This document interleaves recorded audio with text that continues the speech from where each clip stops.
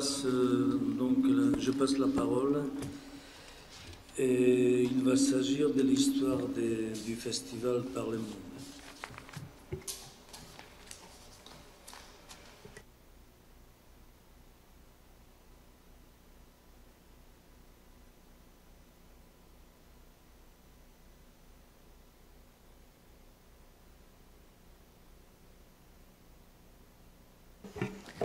Muchas gracias.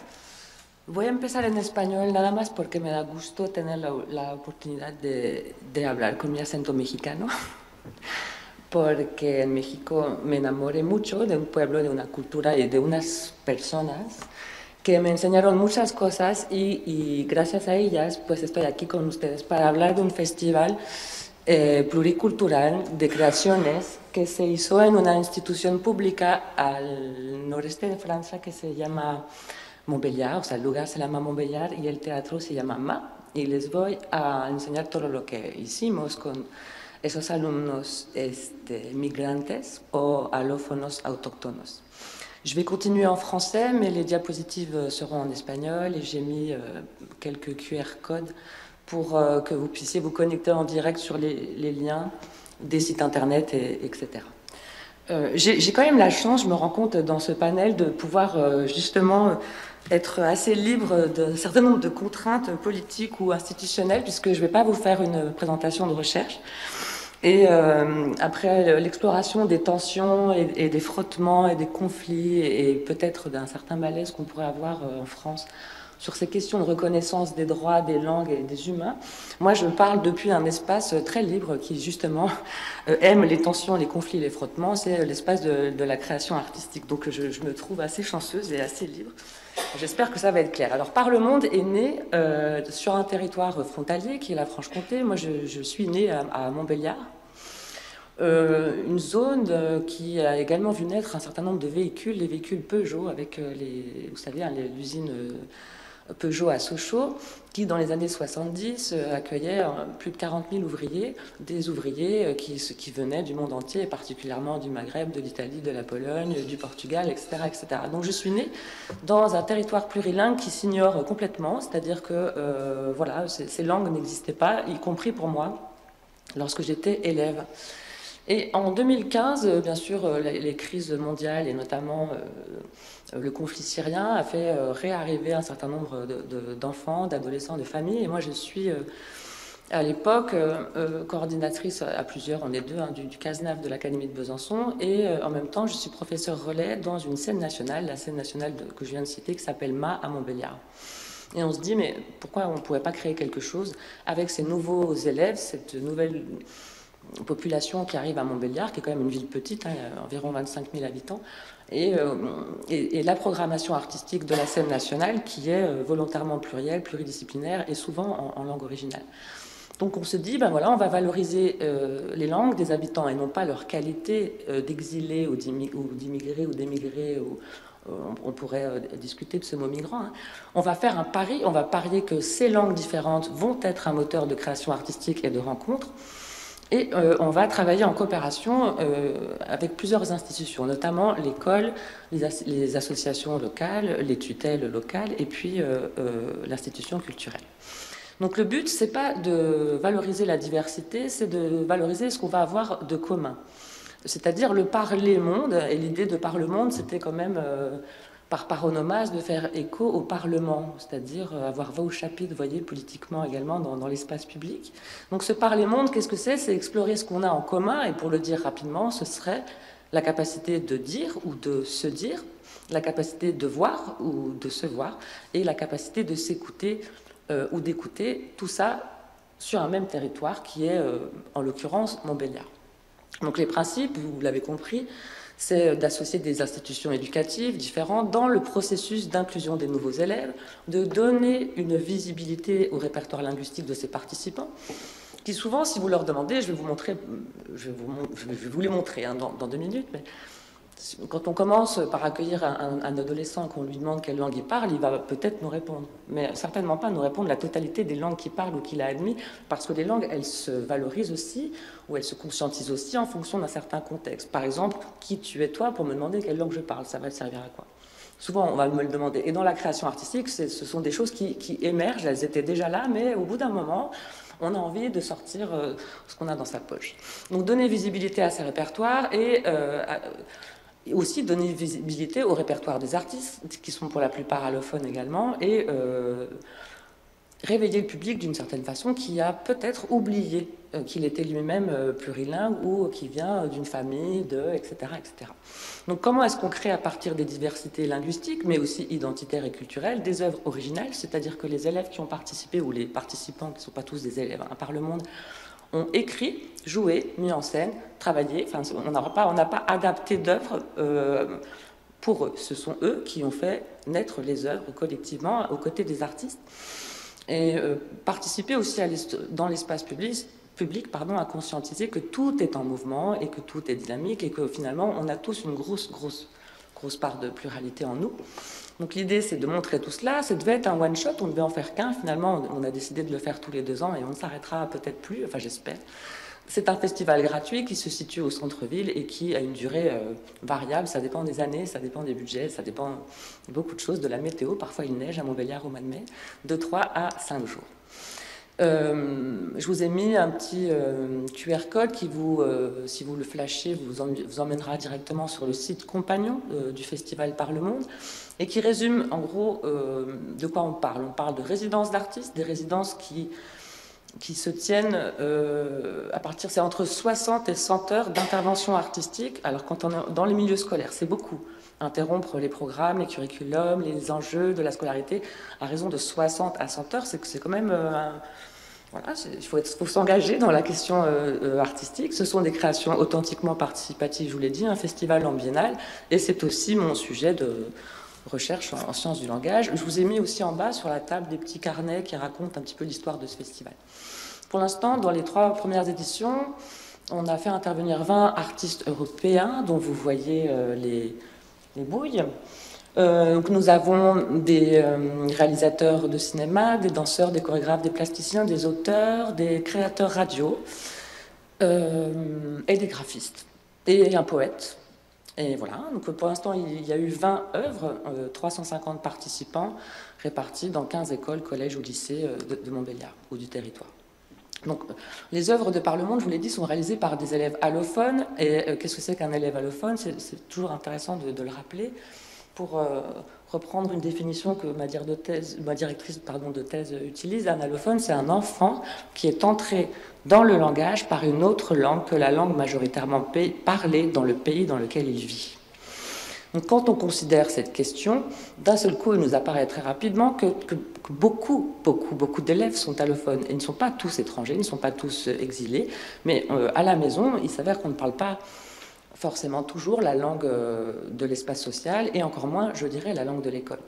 Donc l'idée, c'était de postuler que les allophones peuvent être des enfants migrants ou des adolescents en situation d'exil, ou aussi des enfants simplement bilingues ou plurilingues. Comment on a choisi les artistes? Bien sûr, ça dépend de la direction artistique de la scène nationale, mais on avait quand même des principes de collaboration, principes que nous aimons partager. D'abord, dans les intentions du projet artistique lui-même, il fallait que la question des langues soit centrale. La question des langues doit intéresser l'artiste. Par exemple, nombre de conversations ont eu lieu sur « Ah, mais moi j'ai travaillé avec les gens en marge, le public du champ social, le public éloigné ou le public incarcéré, etc. » Bon, là, on n'est pas du tout dans cette question-là. On est ce qui va nous réunir, ce sont la capacité de parler en langue, et donc je veux que ces langues, ou nous voulons que ces langues, ou la question de se parler en langue, soit au centre des intentions artistiques. On l'a vu aussi cette semaine dans le colloque, l'intérêt de la fiction par rapport au récit biographique. C'est toujours plus facile de parler de quelque chose qu'on invente, même si dans notre récit inventé, il y a énormément de nous-mêmes, et ça peut éviter de surexposer les adolescents migrants en particulier à leur contexte de migration, c'est-à-dire t'essentialiser en tant que migrant est quand même un petit peu compliqué ou réducteur, et la fiction aide beaucoup. Multiplier les langues par les images, par les corps, par les langues de la famille, par les langues préférées. On a des élèves qui, par exemple, je pense à une élève qui venait d'Algérie pour étudier la littérature et qui, lorsqu'elle a rencontré la metteuse en scène et autrice, lui a parlé en allemand, ce qui a beaucoup surpris la metteuse en scène, ce qui m'a dit « Mais enfin, pourquoi cette élève me parle-t-elle allemand ?» Je dis « Mais parce que c'est une langue valorisée Ici en France, elle l'a bien compris, donc c'est celle qu'elle va te montrer, en premier en tout cas.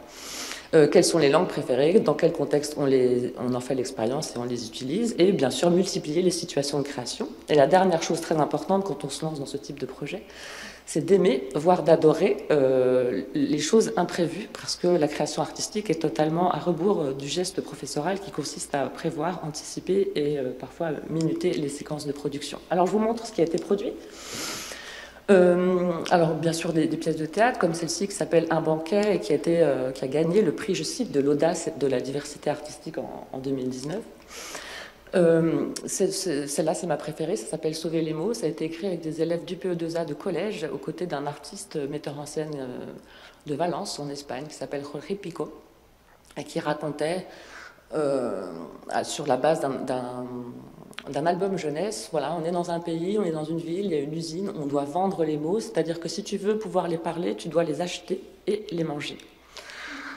Alors ça s'appelle La Grande Fabrique à mots, c'est un magnifique album que les adolescents, pour certains, avaient étudié en Italie lorsqu'ils étaient en Italie en maternelle et s'en souvenaient alors qu'ils avaient 14 ans, c'est pour dire à quel point ça les a concernés, je pense. Et donc on leur a dit, voilà, quels seraient les mots chers, quels seraient les mots pas chers, qu'est-ce qu'on distribuerait gratuitement dans la rue, et leur réponse est plutôt belle. Tout ça est sur le site internet. Hein. Une autre pièce qui s'appelle Sédiment, qui a été au départ imaginée pour la radio, c'est une fiction radiophonique, et dans le cadre des ateliers d'écriture, on a invité ces adolescents à venir sur le plateau. Et ils n'ont jamais voulu le quitter, donc on a adapté, enfin ils ont joué cette pièce, et aussi, il y a aussi des choses sur le site internet que je vais vous montrer. Je voudrais m'arrêter juste sur cette petite exposition, parce qu'elle fait écho à ce qu'on entend au travail d'Éric, notamment, qui nous fait écouter des berceuses. Donc là, c'est un artiste qui vient plutôt du hip-hop, du rap, et même de la musique électronique, qui va dans une école primaire avec des CE1, et on veut travailler sur le motif de la comptine, et on veut savoir quelle langue ils ont dans la tête et dans les oreilles. Et là, on a tous les parents qui arrivent, on se rend compte que les parents chantent, que les parents savent écrire telle ou telle langue, et ils font 25 chansons qui sont mises en scène vraiment sur le face-à-face, vous voyez, avec les langues qu'on a dans la tête et dans les oreilles, parce que pour les entendre, il faut se rapprocher des affiches qui détiennent une petite pastille orange fluo qu'on ne voit pas sur les photos. Cette pastille orange fluo, elle ne se déclenche que si tu la touches, et c'est la transduction du son qui fait que tu as dans la tête la même mélodie que l'enfant qui a chanté. Juste si ça marche.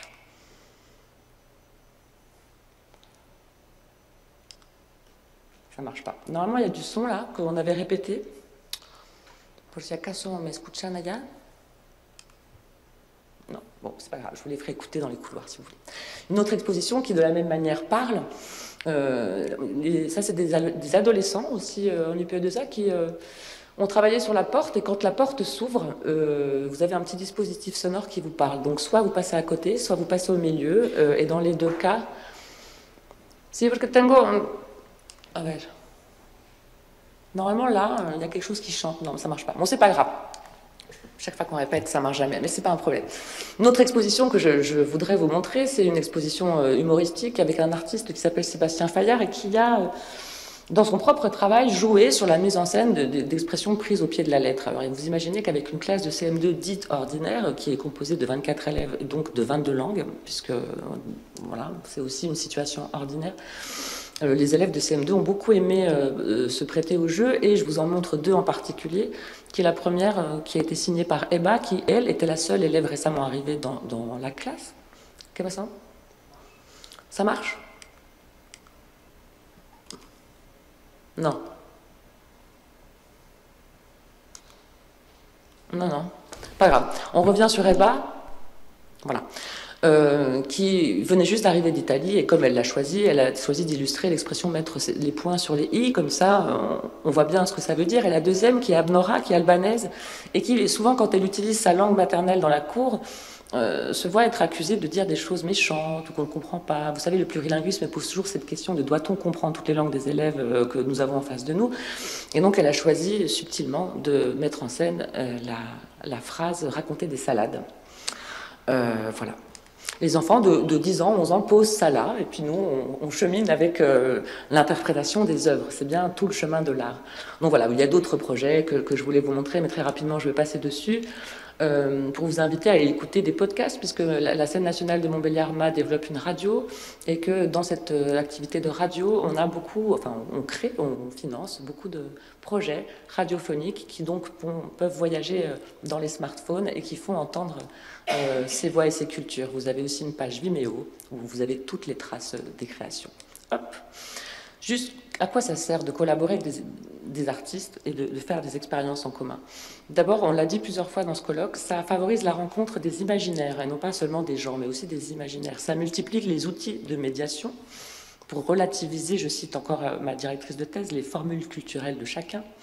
Ça favorise évidemment le groupe, on l'a entendu aussi, la dimension du collectif, et ça impacte très positivement les enjeux liés à la motivation et à l'estime de soi. Mais surtout, ça construit des expériences publiques qui alimentent un patrimoine commun. C'est intéressant d'entendre dans cette table ronde la question du patrimoine, mais le patrimoine, il vient aussi des gens. Enfin, c'est la question du cycle ou bien de l'ascenseur, on en reparlera peut-être demain quand on présentera la Biennale, personnellement m'intéresse beaucoup. Donc en conclusion, ce sont des expériences qui conscientisent les choses, mais de façon globale, c'est-à-dire les enfants vont mieux, les enseignants apprennent et vont mieux, et les publics également revisitent leur propre histoire. Alors c'est pas non plus tout à fait magique, je ne voudrais pas donner du grain à moudre au plurilinguisme enchanté, mais en tout cas c'est encore un lieu, je dirais, porteur d'espoir, sous certaines conditions que malheureusement je n'aurai pas le temps de développer ici. Je vous montre la dernière diapositive que j'appelle ma diapositive Love, parce que c'est des vraies traces d'amour. La première citation, c'est un adolescent très beau, très fort, qui, lors d'un travail d'écriture, se met à se souvenir d'une recette de cuisine, d'un plat que sa maman lui faisait au Maroc, et il se trouve qu'il se met à pleurer sans rien dire, il sort de la salle, il revient, il s'appelle Adnan, et je lui demande, est-ce que ça t'a fait souffrir de te rappeler subrepticement de la recette de la pastilla de ta maman? Il m'a dit, mais pas du tout. Et je lui dis, mais alors voilà, la création artistique dans le cadre de l'école, qu'est-ce que ça te fait? Il me dit, mais Maya, donc c'est l'artiste, Maya, elle est belle, parce qu'elle parle avec son cœur, elle m'a juste donné une feuille et un stylo, mais en faisant cela dans ce projet, en fait, elle m'a ouvert tout un chemin. Moi, ce que j'aime dans cette citation, au-delà du fait que Adnan est adorable, c'est que l'artiste, elle a tendu une feuille et un stylo à un élève qui, toute la journée, normalement, utilise une feuille et un stylo en contexte scolaire, et là, d'un seul coup, ça a pris sens d'utiliser ça pour travailler. On voit une trace d'exposition ou un public standard, c'est pas des participants, c'est des vrais gens qui viennent visiter l'expo, s'enlacent devant les images des enfants, et on voit Jorge Pico avec un jeune élève qui s'appelle Amokran qui lui tend un petit mot dans lequel il est écrit « Je t'adore ». Alors qu'est-ce que ça nous raconte? Quelque chose qu'on sait tous, qu'on apprend toujours mieux quand on palpite dans ce qu'on fait. Je pense que pour les chercheurs, en tout cas, ou pour les artistes, ou pour beaucoup de monde, quand on met l'énergie du cœur dans ce qu'on fait, ça va beaucoup mieux. Et ça me fait toujours penser à un mot de l'espagnol qui veut dire se rappeler ou rappeler, et qui étymologiquement veut dire passer 2 fois par le cœur. Et les enfants, ça, l'expérimentent beaucoup dans les traces de création de par le monde. Merci beaucoup.